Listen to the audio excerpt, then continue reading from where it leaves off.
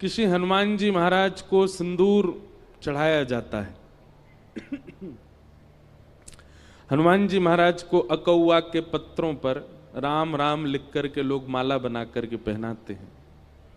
श्री हनुमान जी महाराज को गदा अर्पित की जाती है। हनुमान जी को लड्डू के भोग लगाए जाते हैं। पर गोस्वामी तुलसीदास जी ने हनुमान चालीसा में केवल एक बात लिखी है कि हनुमान जी को क्या प्रिय है। प्रभु चरित्र सुनवे को रसिया, राम लखन सीता मन बसिया। किसी को, बहुत ध्यानपूर्वक सुनिएगा, किसी व्यक्ति को जलेबी बहुत प्रिय है और आप जब उसके पास जाते हो तो लड्डू ले जाते हो या रबड़ी ले जाते हो, कलाकंद ले जाते हो, मोहन थार ले जाते हो, बालूशाही ले जाते हो। मुंह में पानी तो नहीं आ गया आपके? इतनी मिठाई के नाम ले दिए हमने। पर सामने वाला आपकी सहजता और आपकी लाई हुई वस्तु को स्वीकार तो करेगा, प्रसन्नता से रख लेगा। हाँ हाँ, अरे वाह भैया लड्डू लाए, लाओ धर दो। लेकिन यदि उसकी प्रिय वस्तु आप लेकर के जाएंगे तो वो रखेगा नहीं, तुरंत खोल करके उसको चख लेगा। अच्छा जलेबी लाओ भाई, अरे गरम गरम है, अभी अभी पा लेते हैं। चाहे उसका पेट भरा हो, चाहे वो कितना भी तृप्त क्यों ना हो, उसकी प्रिय वस्तु उसके सामने प्रस्तुत करोगे तो तुरंत लेगा। हमारा और भावों से कोई विरोध नहीं है। आप ऐसा मत सोचना कि हम हनुमान जी की अन्य सेवा के लिए मना कर रहे हैं। कई जगह वर्णन है कि ऐसे ऐसे हनुमान जी को रिझाओ, हनुमान जी के सामने ये करो, ऐसा करो, ये उपाय करो, आदि आदि सब ठीक है। पर वही बात है कि आप अन्य उपाय करोगे तो हनुमान जी महाराज उस उपाय को लेंगे, रख देंगे। कभी जैसे हम फ्रिज में रख देते हैं मिठाई, फिर कुछ दिन बाद चख के देखते हैं। तो आपके द्वारा प्रस्तुत जो भी भाव है, हनुमान जी उसको ले तो लेते हैं पर रख लेते हैं, पुनः अपने ध्यान में बैठ जाते हैं। लेकिन जैसे ही कोई सन्मुख आकर के प्रभु श्री राम या प्रभु श्री कृष्ण की मधुर कथा, कोई लीला सुनाने लग जाता है, हनुमान जी अपना नाम जप साधन आदि सब छोड़ करके नेत्र खोल के उसको सुनते हैं। और कैसे सुनते हैं? यत्र यत्र रघुनाथ कीर्तनम तत्र तत्र कृतमस्तकांजलिं वाष्पवारि परिपूर्ण लोचनम मारुतिम नमत राक्षसांतकम। वाष्पवारि परिपूर्ण लोचनम, नेत्र सजल हो जाते हैं हनुमान जी के कथा सुनते हुए। और कथा वो तुरंत स्वीकार करते हैं। इसलिए हम तो श्रोताओं से भी कहते हैं कि आप कथा सुनकर के जाया कीजिए, कोई अच्छा चरित्र याद कर लिया कीजिए। और मंगलवार शनिवार आपके ऊपर जो भी बुरा समय चल रहा है, कोई हारी बीमारी चल रही है, ब्रजवासी की कही एक बात मान लीजिए, कोई नियम मत कीजिए, हनुमान जी के पास हर मंगलवार जाकर के एक भक्त या भगवान का चरित्र सुना करके आओ। महाराज 108 सोमवार, वो क्या बोलते हैं, 108 मंगलवार, 11 मंगलवार आदि आदि, ये सब क्रम है कि जाओ हनुमान जी के पास जाके चोला चढ़ाओ, ये करो, तुम्हारे आर्त दूर हो जाएंगे। हम कह रहे हैं 108 मंगलवार में जो फल मिलेगा ना, वो एक मंगलवार में कथा सुना दो हनुमान जी को, उसी से ही प्रसन्न हो जाएंगे। इतने इतने रसिक हैं हनुमान जी कथा के। लेकिन हम सारे साधन करते हैं हनुमान जी को रिझाने को, वही नहीं करते जो हम सब रोज गाते हैं, हनुमान जी के सामने ही गाते हैं। जब हम कहते होंगे ना प्रभु चरित्र सुन वे को रसिया, हनुमान जी कहते हैं तो पता है तो फिर क्यों नहीं सुनाता मुझको?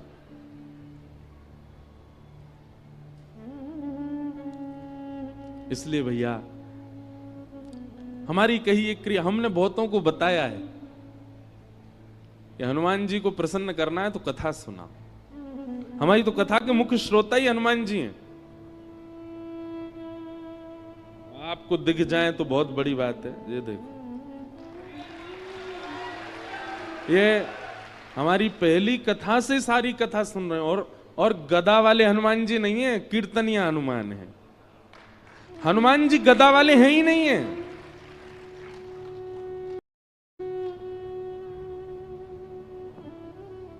गदा पर अगर दृष्टि जा रही है तो इसका मतलब आप हनुमान जी का प्रभाव देख रहे हो।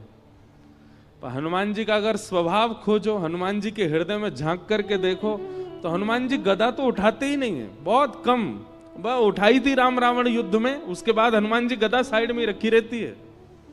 हनुमान जी के हाथ में तो करताल रहती है, कीर्तन करते हैं। हनुमान जी के हाथ में तो वीणा रहती है, हनुमान जी वीणा बजाते हैं। चारू लता सखी के स्वरूप में निकुंज में जब राम जी जाते हैं तो रात भर वीणा सुना करके राम जी को सुलाने की सेवा है हनुमान जी की, वीणा बजाते हैं।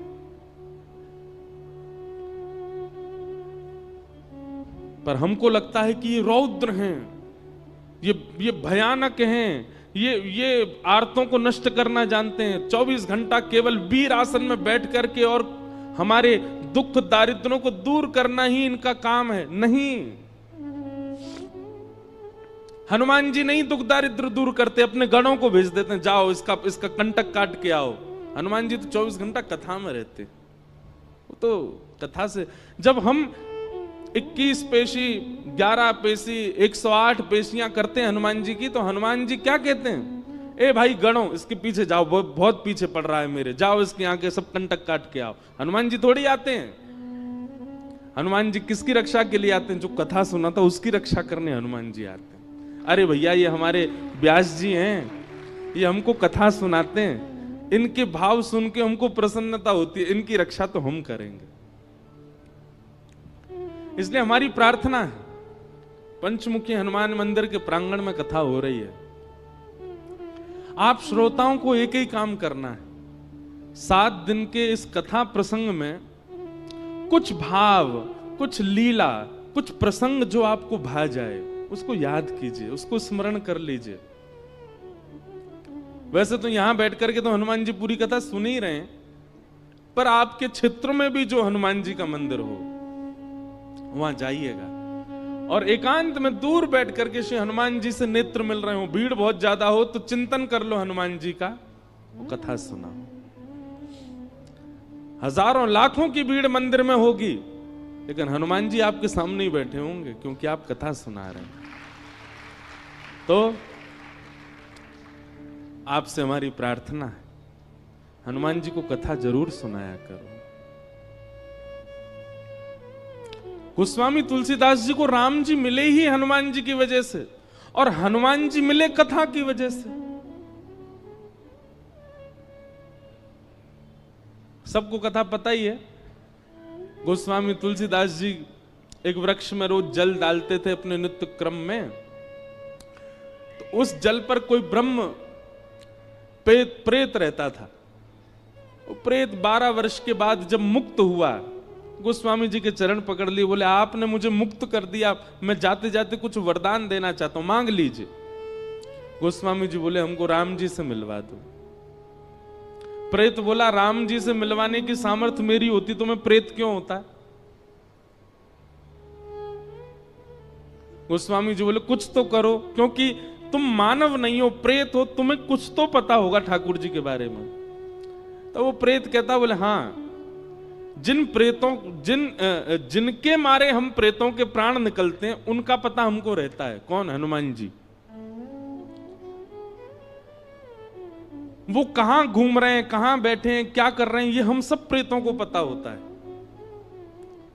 और वो आपको राम जी से मिलवा सकते हैं। तो फिर गोस्वामी जी बोले वो कहां हैं आजकल? बोले अरे वो रोज आपकी कथा सुनने आते हैं। 80 घाट पर जब आप कथा करते हैं तो जितने श्रोता आते हैं उनमें हनुमान जी भी आते हैं। रुग्ण सी अवस्था होगी, वृद्ध सा भेष है, उनके पास कोई बैठता भी नहीं है, उनको देख के ऐसा लगता है ना जाने कितने दिनों से नहाया नहीं व्यक्ति, वो बड़ा दीनहीन सा पीछे बैठ के कथा सुनता है आपकी। बोले हाँ, बोले वही हनुमान जी हैं, पकड़ लो चरण।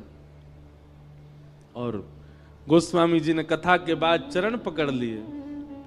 वो तो छुड़ाने लगे, अरे व्यास जी आप चरण क्यों पकड़ रहे हैं, मैं सामान्य सा जीव, मैं दीनहीन सा प्राणी, आप मेरे बोले कोई दीनहीन नहीं हो, मैं जानता हूं आप हनुमान जी हो। इतने में ही आहा,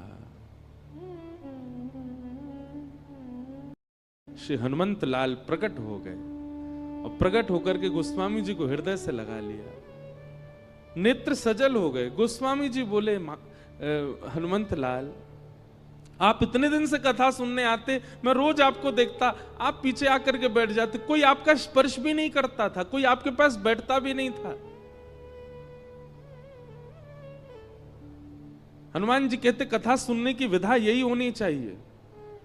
अपने आप को पुजवाने के लिए या सब मुझे देखें इस भावना से जो कथा में आता वो कथा सुन ही नहीं सकता। कथा तो वही सुन सकता है जो अपनी प्रभुता त्याग करके आवे, अपने रूप को बदल करके कथा में आवे और जहां स्थान मिले चुपचाप बैठ करके प्रसंग सुने। ये कथा का स्वरूप होता है। अब मैं इस रूप में आऊं तो मुझे कथा कौन सुनने देगा? सब मेरे पांव पकड़ लेंगे, इसलिए मैं रूप बदल करके आता। गोस्वामी जी, आपने बड़ी सुंदर सुंदर कथाएं सुनाई, मैं तो नित्य सुनता हूं आपको।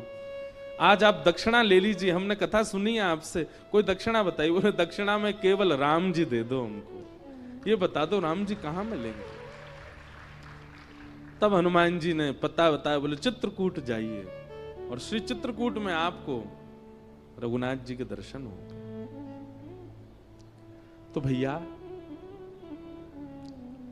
हनुमान जी केवल संकट हरण नहीं है, हनुमान जी केवल पीड़ा निवृत्ति करने वाले नहीं है, हनुमान जी केवल हमारे आर्तों को दूर करना जानते हैं, यही उनका काम नहीं है।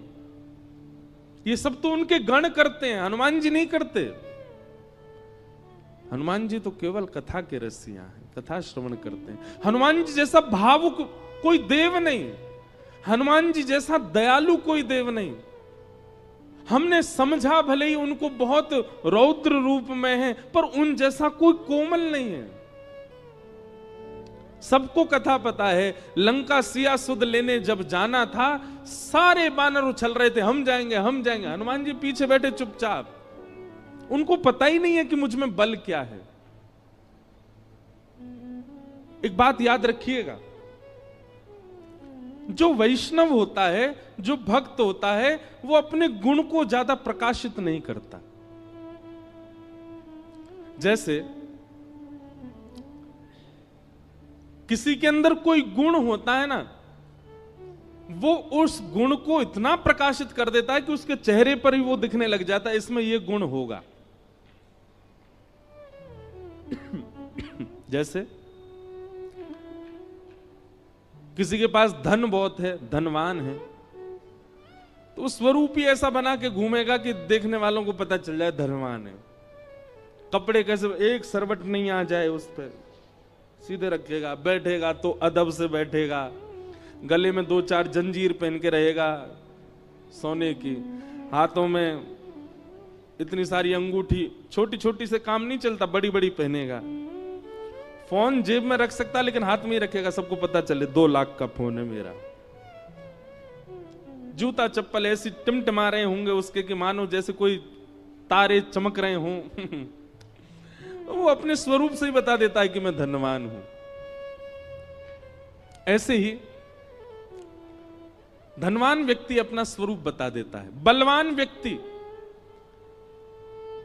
कपड़ा फटे जा रहे हैं, निकल रहे हैं महाराज, यहां से हाथ निकल रहा है, यहां से छाती निकली जा रही है, चले तो हाथ यूं।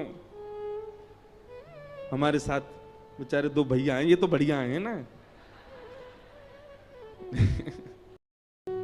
पर बलवान व्यक्ति अपने रूप से ही दिखा देता है कि मैं बलवान हूं। अच्छा, ज्ञानी व्यक्ति भी अपने रूप से बता देता है कि मैं ज्ञानी हूं।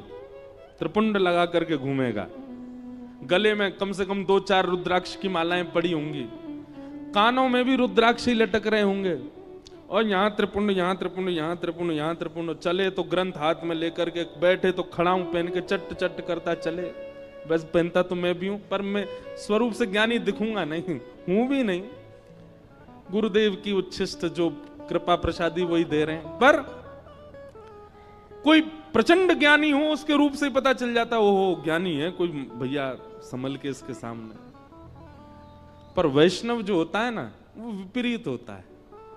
वो अपने समस्त गुणों को अंतर्मुख कर लेता है, अपने सारे गुणों को ऐसा कर देता है कि सामने वाले को ये लगे कि ये तो सामान्य है, ये तो कोई साधारण व्यक्ति है, इसको ज्यादा कुछ पता नहीं है। ये वैष्णव का गुण है।